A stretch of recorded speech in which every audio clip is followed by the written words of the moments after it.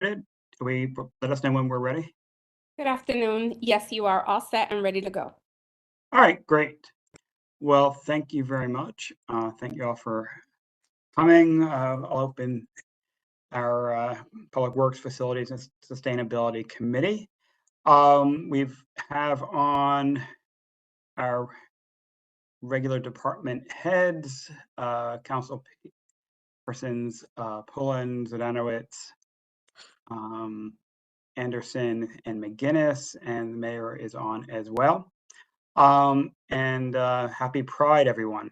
We've got the flag raising coming up at 6:30, which is why we moved up this meeting to make sure those who wanted to attend could do so. And that's on the Unity Green. So hope to see some people there. John, I know you've got people there taking care of the arrangements. You can add that to your report. So I'll take a motion on the minutes. So moved. Thank you. For approval of the minutes. Yep, there you go. That's right. Oh, so approved. And let's get into our agenda. Mr. Ledwith, do you have a preference as to who goes first? Thank you, Mr. Chairman. We will turn things over to Mr. Palmer, who will give an update on facilities. Admittedly so, we met just 3 weeks ago, so some of this is a little bit repetitive. But we will we'll have Mr. Palmer go first. Through you, Mr. Chairman. Very good, thank you. All right. Good evening, everybody. Bob Palmer, Director of Plant Facilities. Like Mr. Ledwith stated, I really do not have much changes in things that have happened. So really, from a building operation perspective, we've transitioned into air conditioning with no issues, which was great. Weather's been somewhat cooperative until today and tomorrow, but then it's going to cool back down again. So we're kind of happy about that. So Elmwood Community Center, we're still drafting RFPs for the architectural design and also the demolition of that. Really no changes in capital projects. Still from the town side, still waiting on the state for the grant regarding the generators. We've been following up with the folks there, just trying to see if what the disposition of that grant's going to be. So we're just waiting on that. That's really holding up things. Engineering offices, phase 1 of the renovation is coming to a close. The Celebrate will interfere a little bit with that because we'll have to kind of shut down for a week as they're preparing for Celebrate. But we'll have completed phase 1, and then we'll start phase 2 of that right after Celebrate clears out of the way. So. And again, Board of Ed projects are very much the same. We have quite a few things that are out to bid or just come back in. So overall prices seem to have actually calmed down a little bit. So I wouldn't say that we're seeing lower prices, but I would say they're calm. We're not seeing inflation at all as much as we were in the past years. So things have kind of stabilized a little bit in the market. We're still seeing limited bidders, but we are seeing quality people come through, so that's good. So we think that we're going to get most of our projects awarded and completed this summer. So again, we still have some final bidding things to accomplish in the next few weeks, but things are looking pretty good considering. So also from an operations point of view, we for a long time, I've been able to hold on to our full-time and part-time staff really quite well on the town side. And just recently, we just had 3 part-time people leave, but we're actively recruiting, and I've filled one of those positions already, and then I think we have a few others already lined up. So it's looking pretty good there. Happy to take any questions on anything related to that through you, Mr. Chairman. Thank you. Are there any questions? I do not see any hands. So I will assume not, that in the 3 weeks we haven't come up with anything. Are you handling sustainability as well tonight? I am also, yes. Okay, if you want to, you can. If you want to give that report. Sure. So Catherine apologizes for not being here, but she's got some lacrosse obligations that are almost done. So no problem for the season. Her highlights are as you know, the council will be has set for hearing the consolidation of the Environment Commission and the Clean Energy Commission for June 11th. So they're very excited for that. Also have been notified that some of the existing members of those commissions are not going to seek to continue serving on that. So there's going to be some opportunities to acquire some additional talent there. So they're looking forward to that as well. So for Celebrate, both Clean Energy and the Conservation and Environment Commission will be there on both days in booth section 400. They'd love everybody to stop by. They'll be looking at food waste, recycling, EV charging, and talking about the new Sustainable West Hartford Commission. So they're very excited to be there. We continue to work on a strategic energy management program with technical assistance from Eversource. This is a 3-year program. We just started it earlier this year. So Catherine and some of my managers from the Board of Ed side are focusing on schools for this, looking at, and we'll implement the same measures on the town buildings as well, but kind of looking at different ways to continue to save energy and to go back and look at some technologies that were cost prohibitive before. It didn't make a lot of sense, but maybe coming back to those again and looking at. So kind of taking a fresh look at things. And it's been very good. So it's in partnership with Cascade Energy out of Portland, Oregon, with Eversource, and it's all being paid through Eversource. So it's a really great program, and we are going to, I think, benefit quite a bit from it. So we also purchased our renewable energy credit recently for $28,350. What we do now is we purchase a certain amount of our energy through our energy supplier is already green certified or sustainable and produced sustainably. But what we do is we purchase this renewable energy credit in order to make all of our energy purchase, all our electricity purchases be green. So that's what the purpose of the REC does. So it really just gets us to that 100% green energy number. So we recently joined ICLEI, which is the International Council for Local Environment Initiatives, and we're working to build a community level greenhouse gas inventory for West Hartford using a ClearPath tool. This is a really big endeavor. So, partnering with ICLEI is a great way to do this and utilizing that tool, but it is a lot of work in order to do this. So Catherine is certainly heading it up with others from the town and the Board of Education as well to come up with that inventory of greenhouse gases. So that'll be interesting to see what happens there. John, I'm going to let you talk about food waste in your report, correct? Yes. Okay. All right. All right. And that's all I had for Catherine's report on energy and sustainability. So. Very good. Any questions? I don't see any. I'll note I will be missing that next council meeting, so I won't get to vote on the merger, but I'll certainly recommend it to my colleagues. I will note, well, left about. We did have an issue that came up in the past couple of weeks on the No Mow May. That seems like a good topic for that newly restructured committee. So maybe pass that on to whoever. I assume Catherine will staff that committee, but it might be something once they get going to bring to them to give us some expertise on that topic. Yeah. Yeah, thank you, Mr. Yes. Chairman. We're planning to do that.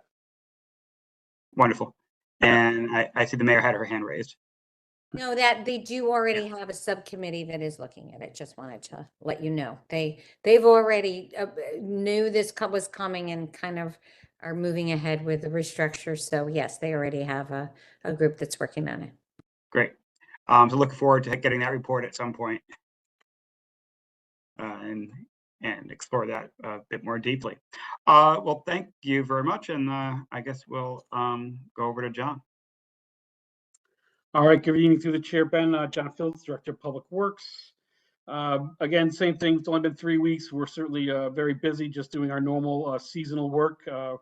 road infrastructure improvements, supporting engineering and their capital improvement plan, our regular core maintenance work that is within our work order system. In the report, it does not have any data because the month just finished yesterday, and it takes us several days to clear up the and close out month-end work order data to present for a report. But I would like to draw your attention to the notables that I did present here, and I'll start off with we are meeting with Stantec Consulting on a biweekly basis for our EVSE, which is our community effort to develop a EV community plan. Those meetings are going well. Again, we meet biweekly. And right now we're focused on creating we have a business survey that's out there already. It's been out there for almost a month now. We're getting some feedback from the businesses, but we're really focusing now on the next launch of a survey, which is to the residents, and we'll have that ready to be launched at Celebrate West Hartford at the tents that Bob Palmer talked about for Celebrate, coming up in another week and a half. And that'll start a community survey portion of a series of questions about ideas, thoughts around EV adoption, EV use, electric charging stations, et cetera. So we're excited, and we're going to meet that mark for Celebrate West Hartford. We continue very strong this time of year on our MS4 inspections of cleaning catch basins, repairing catch basins, and sweeping of streets. That's critically important this time of year because of flash floods, your thunderstorms, or any of your bigger rainstorms that could happen later in the fall. Today is the first day of the hurricane or tropical storm season. It's been a busy month, as it will continue to be probably a busy rest of spring and into summer, providing support for special events. Because of the times we live in, special event support has increased as far as resources needed from Public Works. But we're happy to accommodate all the requests that have come in to date and help guide a lot of these nonprofits through their planning process to have a successful event on their days. And again, most of these programs happen on a weekend. The Path of Hope 5K, West Hartford Wellness, Health and Wellness. We have been planning the art barrier painting as well as a combined pep parade. But again, this Saturday's weather doesn't look good. Today, this Saturday's the rain date. No decisions have been made whether to postpone it once again, but we are watching the weather closely, but we have prepared for it, and we're ready to have the event should the weather hold off. We had a very successful DPW open house on May 20th. Over 200 families came out with many little kids. This year we added a portable toy excavator in a sandbox, and the kids there was a line out the door for the kids to use that system, and it kept the kids occupied, and a lot of parents participated in our introduction of EVSEs as well as other unique type equipment, and have a better understanding of what public do and our services that we offer the town. So a very successful event, and the weather did hold out for us on that day. And obviously we supported the Memorial Day Parade, which again, with security plans being in, where we are in today in society, PD had a very robust security plan, and we were very happy and fortunate to have the resources to support the security plan for the parade with a lot more resources, and we feel we delivered a real tight event, a safe event for all the residents to enjoy. Probably the biggest program next to the EVSE, which is a significant program for us, is our pilot program, which is taking place with 700 households in the Morley School District. We started that May 1st. We're well into a month. We are averaging 1.45 tons of food waste per week. It actually exceeds our expectations. We think that's an excellent number. We're well over 50% in a participation rate. I think we're floating around 58% residents participating in the food waste diversion program. So again, that's going very well. We're getting great questions. We have good answers for all the questions that we're receiving, and we're excited that we're educating these participants in a better way to look at their waste and manage their waste for the future.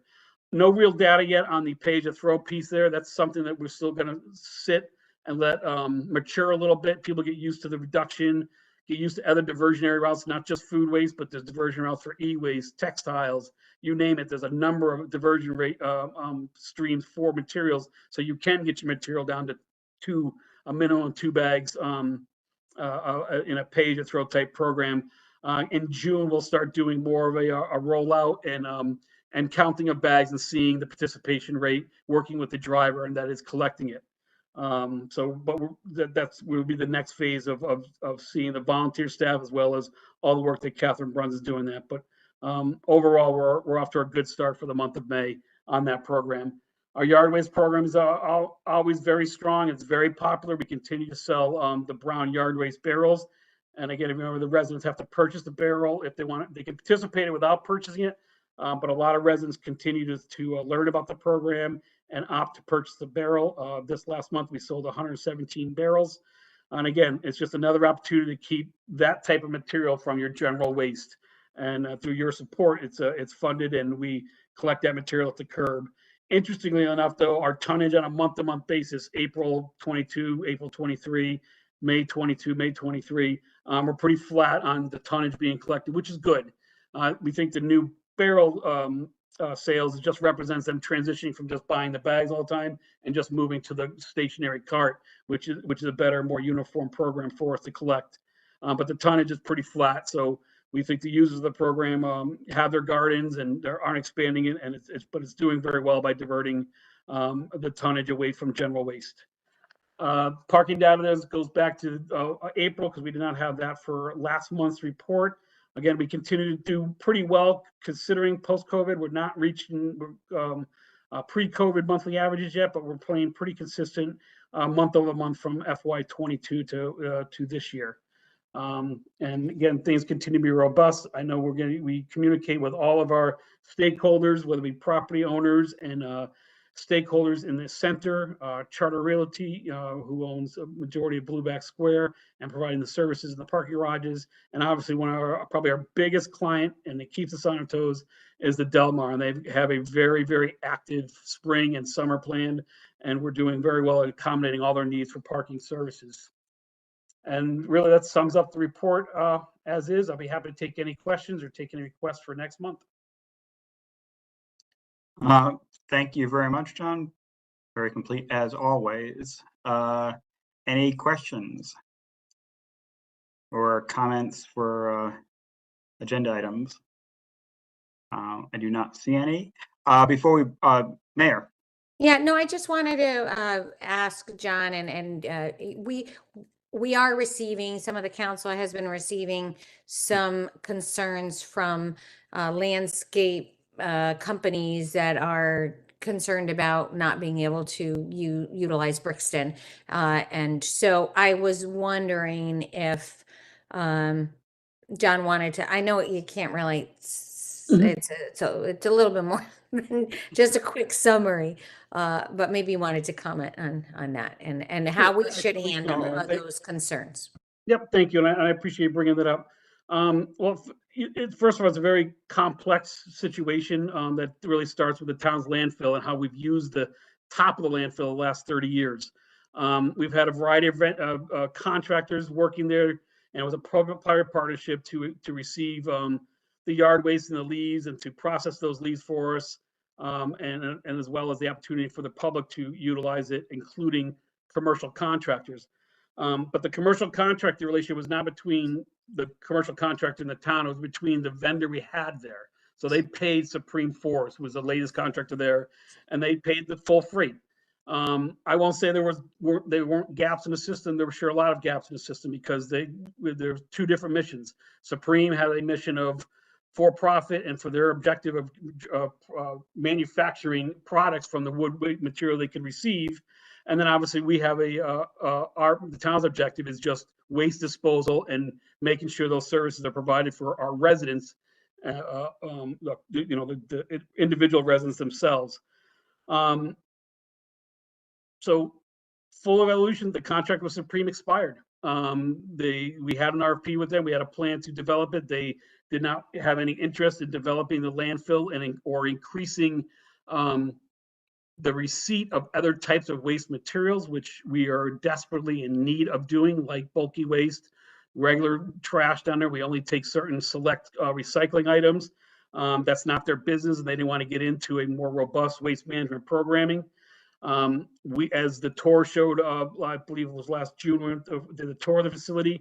Public Works needs a large chunk, almost 3 acres of land, to come back to Public Works operations because of the loss of the Yukon property. That alone would have jeopardized the permit for Supreme to operate on the facility and receive the material that they were receiving from the commercial entities. And then obviously the overall rethinking of what are we going to do with our 18,000 tons of trash and trying to develop the future of waste management on our closed landfill. Through that feasibility study, we found out that the landfill is never capped or closed officially through DEP standards. And so we're going through that process now. Our permits have been issued and we're waiting for comments back from DEP so we can issue back our comments and to get permitted to put a cap on it. And all the cap is an earth cap that goes over the top of the landfill so the water sheds off. And because you don't want the water to penetrate through the garbage and then leachate to the river, you want rainwater to shed off, be captured, and then run off properly to the Park River in this case, which is adjacent to the landfill. That's turned out to be a necessity of this project before we even consider developing it. Again, that's another domino, if you would, outside of land takeback that would have negated the permit that Supreme needed to operate on the facility. So really make a long story short, it was all of those things kind of brought us to an end. Supreme didn't want to expand on their contract to do more work for us. So it just sunset. We left on great terms. We do not have a bad relationship with Supreme Force. We still buy products from them now. There is a rumor out there that we turned the site over for Paynes, and Paynes is using the site. We do have a contract with Paynes. He is our hauler, and he's providing us a gate attendant, if you would, in waste management. All they do is man the gate and staff the gate to allow the residents in, and then help educate on where material needs to go in the programs that we do offer. The site's not being used for anything else other than what is the residential yard recycling center, and we do receive bulkier yard waste materials from residents only that doesn't fit in the can or can't be bagged and put at the curb. You know, your do-yourselfers that have a larger project on the weekend. So residents can still bring it down. So nothing's changed from the residential standpoint. But yes, the contractors were shut off, obviously, because we don't have the capacity, we don't have the resources. We don't have a contractor to take in that volume of material, process it, and then reproduce it into a material for the market. But there are companies in and around West Hartford that can accept it. And you know, it's at market rate, just like Supreme is charging market rate when they're on the site. So again, long story short, that's it in a gist. Mayor, we are working on more pointed a narrative of what I'm talking about. So you'll be able to share that with the council and you'll have more facts and almost timelines of where we are today and how we got here. Through you, Mr. Chair, thank you so much, John. And you again are having a response. I think, you know, we should gather our emails that we receive, and I expect we'll probably get a few more soon, and design a response either through Rick or myself. So we will. But in that vein, I know I've talked to residents directly from contractors that it might have poked their clients, and basically told them, you know, had that conversation with them and explained the business details of it and the obligations. And I haven't had one resident leave the conversation not having a better understanding of what's happening and the necessity of what's happening. Thank you for that. Appreciate it. Yeah, you spent a lot of time. Thank you. Change is hard. Change is very hard. And in this space, it's even harder. And you're going to explain that a few more times too, I'm sure. I'm sure, yeah. So thank you. So ready to adjourn. Before we do, our next meeting is, and we go off calendar. So let's want to make sure we're all okay with the next date. So, Mr. Chairman, usually we'll meet once over the summer, like July or August. Yeah. Okay. So we don't have anything scheduled yet, do we? We do have one scheduled for July 6th. Okay. Which is obviously a very popular vacation week for some folks. It is. So we may want to consider moving that date, whether we go to August or just another. We can talk offline, Mr. Chairman, and come up with a date that works best for you and the counselors. Okay. Sometime among that 8-week period. Sure. Okay. And if we'll at least make sure the committee members are around for that and try to work with everybody's schedule. Very good. Okay. Yeah. So thank you all. I'll make a motion to adjourn. So moved. All right. Thanks, everyone. We'll see you shortly, hopefully. Yep. Take care, everybody. Take care. Take care. Thanks a lot.